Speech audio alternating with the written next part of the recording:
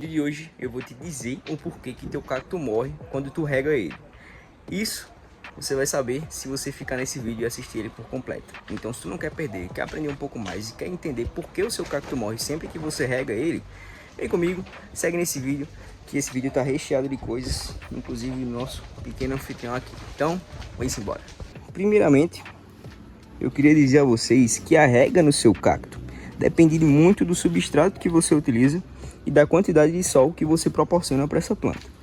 Começando pelo substrato, o substrato de um cacto ele precisa ser sempre mais inorgânico do que orgânico. Afinal, se você for dar um Google e pesquisar mais sobre o cultivo dos cactos e onde eles começaram a surgir, vocês verão que essas plantas aqui, elas começaram a surgir principalmente em climas mais desérticos, em ambientes onde o sol é sempre presente em 24 horas basicamente do dia dessa planta. Por que eu falo isso? Porque os cactos, eles apresentam diversas formas e diversas morfologias e diversas características que fizeram com que essa planta evoluísse para apresentar os espinhos. E aí, quando você encontra uma planta dessa, que em seu habitat não tem disponibilidade de água, não tem disponibilidade de nutrientes no solo, por que que você, cristão de Deus, cristão de qualquer religião não, né? Indivíduo de qualquer religião, indivíduo de qualquer coisa, pensa que só porque você vai colocar ele na terra vegetal, ele vai crescer. Você, que começou a cultivar cacto agora, né, há pouco tempo, acha que só porque você coloca ele na terra vegetal ele vai crescer, sendo que essa planta durante milhares e milhões de anos veio evoluindo para se tornar o que ela é hoje. Aí você acha que você é especial o suficiente para botar na terra vegetal e ele crescer. Claro que não. Enfim, essas plantas elas precisam de um substrato, como eu já falei a vocês, com mais partes inorgânicas do que orgânicas em si.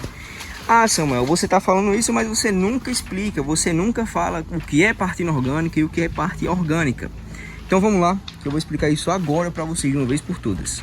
A parte orgânica do substrato é aquela parte viva, que contém micro-organismos vivos, vamos dizer assim, a grosso modo, para que vocês entendam. E me cite exemplos então, Samuel, de partes orgânicas de substrato. Vamos lá. Humus de minhoca, turfa, terra vegetal, terra preta, terra de quintal. Vamos ver outra aí. Folhagem. Geralmente o pessoal usa muito aquelas folhas para que elas sedimentam as folhas, né? Deixam elas ali curtindo e tudo mais. E aí depois utilizam. Esterco, em geral, estercos em geral são partes orgânicas de substrato, entre vários outros, mas esses daqui que eu citei são os principais, o que muita gente utiliza para esse tipo de planta aqui. E o indicado mais é humus de minhoca e turfa, né? São os mais indicados aí e os que eu mais utilizo por aqui. E aí cabe a você utilizar ou não. Mas falando agora um pouco sobre as partes inorgânicas. As partes inorgânicas, contrário das partes orgânicas, são aquelas partes inertes do substrato ou que não têm vida, vamos dizer assim. E aí, citando alguns exemplos: carvão, casca de arroz carbonizada, perlita, vermiculita, mas vermiculita não é tão indicada assim. Pedriscos, vamos ver outra aí: areia de filtro de piscina, areia convencional, pedra de rio. Vamos ver outro: caqueira, acadama. Tudo isso, vamos dizer assim, a grosso modo, são partes inertes do substrato que podem ser utilizados. Além disso, também tem pedriscos de argila. Tudo isso pode ser utilizado como parte inerte do substrato do seu cacto, para que assim ele consiga desenvolver e crescer cada vez mais. Beleza? E agora a gente vai falar um pouco sobre o sol. Por que que o sol tem que se fazer presente na hora de você regar o cacto?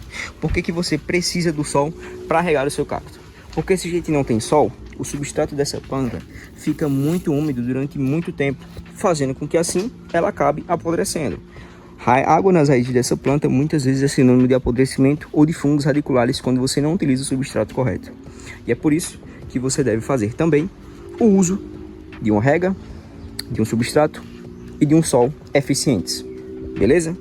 Então, quando a gente fala sobre regas, a gente tem que ter muita disponibilidade de sol para que seque o substrato desse cacto e um bom substrato para que não fique empoçado ou não fique aquela coisa muito úmida durante muito tempo e que sai pelos fluxos de drenagem. E a grosso modo também tem outra coisa, a parte dos fluxos de drenagem de um vaso. Todo vaso de cacto precisa necessariamente conter furos de drenagem para que essa água saia para algum canto e não fique acumulada em suas raízes, beleza? Então basicamente a rega ela pode ser feita em 2 horários muito específicos ou em qualquer horário que você tiver disponibilidade. As regas essencialmente podem ser feitas na manhã, no começo do dia ou no final da tarde, que assim a sua planta vai ficar hidratada durante um bom tempo e depois, com o passar do período, do tempo, esse substrato vai secar e aí vai ser o momento em que você pode fazer outra rega. Existe um bizu muito antigo que muita gente utiliza também para saber quando regar ou quando não regar o seu cacto. Pega um palito, enfia no substrato, se o palito voltar com terra ou molhado, é sinônimo de que você não precisa regar o seu cacto agora.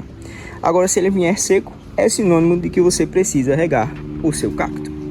Então, basicamente, o cultivo de cactos não tem muitos segredos. É um cultivo muito simples, mas que muita gente erra com coisas básicas ou coisas bestas, que tem muito conteúdo na internet, inclusive como esse que eu estou fazendo. E se você é um desse tipo de pessoa, você pode também estar vendo esse vídeo agora, nesse momento, e pensando, por que eu perco meus cactos? É claro que você perder seu cacto somente para rega não é um dos motivos. Existem vários outros fatores que podem fazer você perder seu cacto. Mas o principal que eu vejo muita gente comentando é sobre as regas. Então, basicamente, o que é que você pode fazer? O bizu do palito, sempre que possível, e sempre que você vê que seu substrato ele está errado, basicamente, você pode trocar. E qual o melhor substrato para os cactos? O melhor substrato é aquele que contém carvão, casca de arroz carbonizada, perlita e algum componente orgânico, como por exemplo o humus de minhoca ou a tufa. Basicamente são dos substratos mais utilizados hoje pelos cultivadores de cactos. Mas é claro, substrato não é uma receita de bolo. Você pode ter o seu, como eu posso ter o meu, e o que eu uso aqui pode não dar certo onde você mora, e o que onde você mora aí pode não dar certo aqui.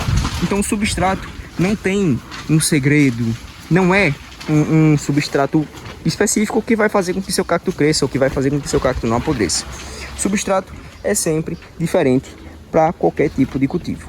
Então você tem um substrato, eu tenho o meu, mas basicamente você pode utilizar esse que você tem no vídeo, ou você pode pegar de princípio tudo que eu falei agora e aplicar no seu cacto, beleza? Enfim, um vídeo mais objetivo para vocês entendam quando deve ser feito ou não a rega do seu cacto. É isso. Se tu gostou desse vídeo, curte e comenta por aqui, e estamos na presença de um sapão por aqui, né?